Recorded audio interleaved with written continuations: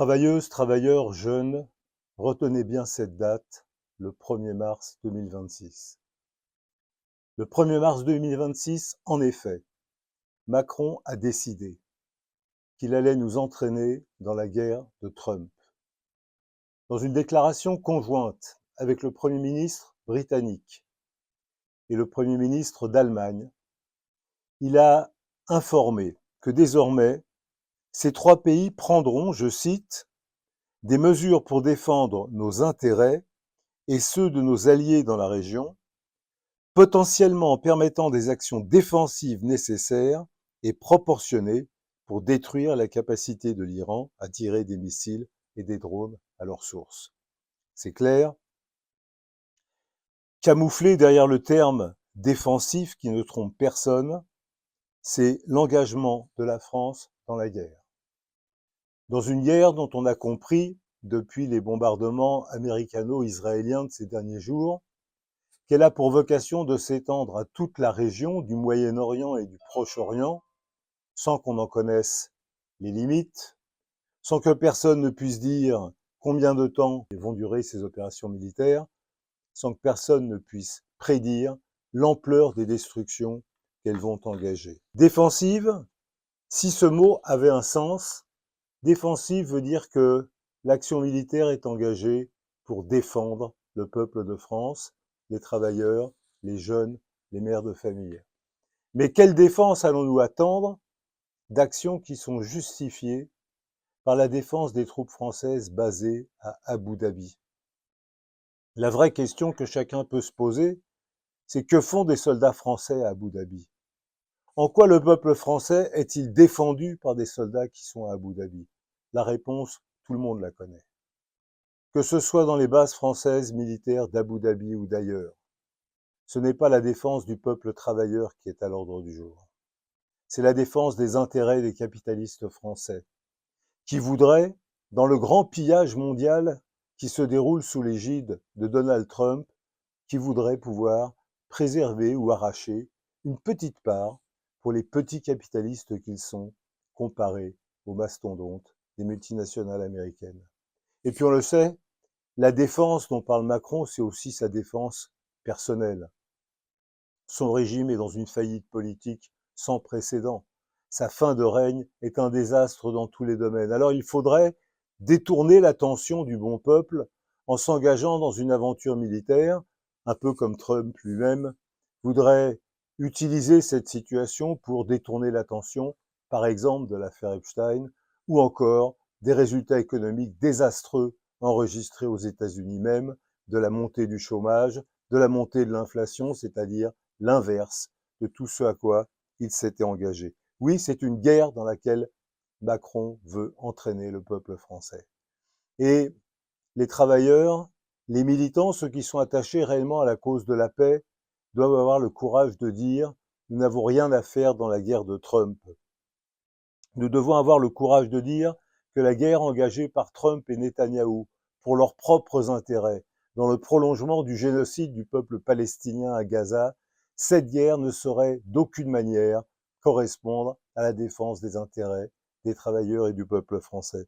Voilà pourquoi il est légitime d'exiger l'arrêt immédiat de l'intervention française au Proche et au Moyen-Orient. Voilà pourquoi il est indispensable d'exiger que les milliards aujourd'hui consacrés à la guerre reviennent à ce qui est réellement nécessaire pour défendre le peuple travailleur, l'école, la santé, les hôpitaux, les services publics. Alors certes, ce discours n'est pas partagé par les grands responsables politiques. Il y a ceux, à droite et au centre, qui s'alignent sur Macron, ceux qui, comme Attal, découvrent du jour au lendemain que l'état de droit n'a plus de signification, qu'il faut écarter l'ONU, et puis ceux qui s'accrochent désespérément aux institutions d'un monde de toute évidence disparu, comme le font les dirigeants de gauche, Jean-Luc Mélenchon compris, qui en appellent à l'ONU, comme si on appelait à l'ONU aujourd'hui, alors que Trump, dans toutes ses décisions, montre le peu de cas qu'il en fait, pouvait avoir la moindre signification. C'est un peu comme si on se confrontait à des avions Rafale avec une arbalète issue d'un musée du Moyen-Âge. Non, en réalité, la solution ne peut pas venir d'un appel à l'ONU, la solution ne peut pas venir d'un accord avec Trump ou avec les grandes puissances capitalistes de la région, elle ne peut venir que de l'internationale ouvrière, de la solidarité internationale des travailleurs et des peuples. Car il ne faut pas s'y tromper, ne pas tomber dans le piège de la propagande capitaliste.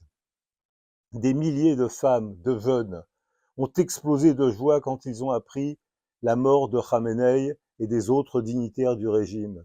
Ils ont explosé de joie pour des raisons plus que légitimes, car ce sont les bouchers de la jeunesse iranienne, ceux qui n'ont pas hésité à faire tirer, à massacrer des milliers et des milliers de jeunes Iraniens qui sont morts ce jour-là. Ils et elles ont explosé de joie, notamment ces femmes qui, depuis des années, sont soumises à des mesures, qu'il s'agisse de la tenue vestimentaire, de leurs droits, qui sont des mesures d'humiliation, d'ostracisation, qui remettent en cause toute égalité des droits entre les hommes et les femmes. Oui, ces explosions de joie sont compréhensibles, elles sont légitimes, mais attention, il y a un piège. Ce serait une erreur de croire que l'intention de Trump serait de donner la liberté au peuple d'Iran. Bien au contraire. Il a hier commis une déclaration à laquelle il faut prêter la plus grande attention. Il a dit en substance la chose suivante: si nous pouvons parvenir à un accord sur le nucléaire et sur le pétrole avec ceux qui aujourd'hui dirigent le pays, alors nous passerons un accord avec eux. Et pour être plus précis, il a dit ce qui serait vraiment très positif, c'est que se réalise l'union entre le peuple et les gardiens de la révolution. Cela dit bien ce que cela veut dire. Les gardiens de la révolution, c'est-à-dire l'arme centrale de la répression du peuple iranien depuis des années et des années. Les gardiens de la révolution, ceux qui ont été en première ligne pour massacrer la jeunesse, massacrer les femmes, être l'élément central de la répression antipopulaire.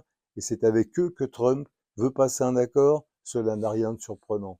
Seul compte pour lui les intérêts des multinationales. Seul compte pour lui sa capacité à imposer la domination de l'impérialisme américain dans le monde, quitte à passer un accord avec les forces les plus réactionnaires, celles-là même qu'il prétendait combattre hier. N'oublions pas que l'impérialisme américain, avant de préparer la voie d'un accord avec les gardiens de la révolution en Iran, a passé un accord avec l'organisation issue de Daesh en Syrie et a défendu et soutenu le gouvernement dirigé par un responsable de Daesh aujourd'hui en Syrie. N'oublions pas qu'auparavant, l'impérialisme américain a remis au pouvoir en Afghanistan les talibans, c'est-à-dire le courant le plus obscurantiste qu'on puisse imaginer, celui-là même qui considère que les femmes ne doivent même pas franchir le seuil de leur maison et qui leur impose l'interdiction de l'école, l'interdiction de la plupart des métiers,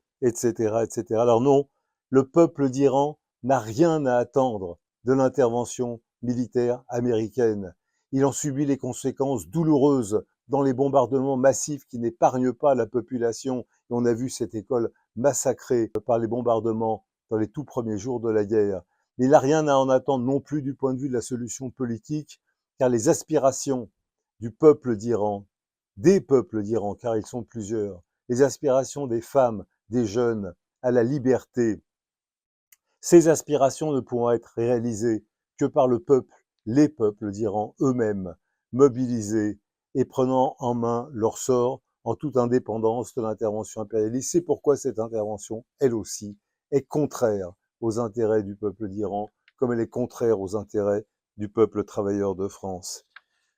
Quant au peuple américain lui-même, qui a subi douloureusement, et on s'en souvient, les conséquences du bourbier de la guerre du Vietnam, qui aujourd'hui encore, plusieurs générations ensuite, paye les conséquences de cette terrible aventure militaire qui a coûté tant de vies et tant de souffrances pour le peuple américain. Aujourd'hui, le peuple des États-Unis est conscient et de plus en plus que la tentative de Trump de l'entraîner dans l'aventure au Proche et au Moyen-Orient vise à détourner l'attention des résultats catastrophiques de sa politique aux États-Unis même. Et c'est la raison pour laquelle les mobilisations contre la guerre qui ont débuté aux États-Unis il y a déjà quelques jours, ces mobilisations ne peuvent que rejoindre sur le fond les larges mobilisations, les larges manifestations qui se développent depuis des mois pour s'opposer à la chasse aux migrants imposée par Trump avec sa milice ICE qui a tué de sang-froid plusieurs défenseurs des droits humains, on s'en souvient, dans le Minnesota à Minneapolis.